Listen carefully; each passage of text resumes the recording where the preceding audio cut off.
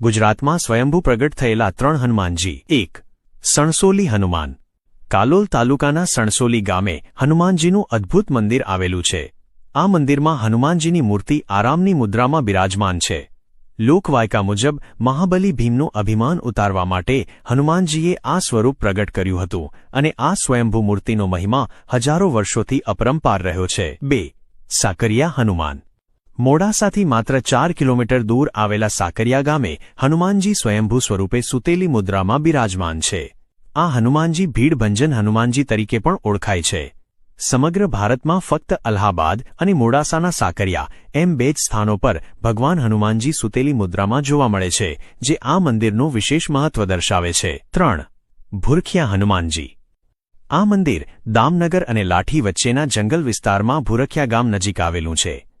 મહાત્મા દામોદર દાસજીને સ્વપ્નમાં દર્શન થયા બાદ ચૈત્ર પૂર્ણિમાની મધ્યરાત્રિએ દાદાનું પ્રાગટ્ય થયું હતું. આ પૌરાણિક કથાના કારણે ભૂરખિયા હનુમાનજીનું મંદિર લાખો લોકોની આસ્થા અને શ્રદ્ધાનું મુખ્ય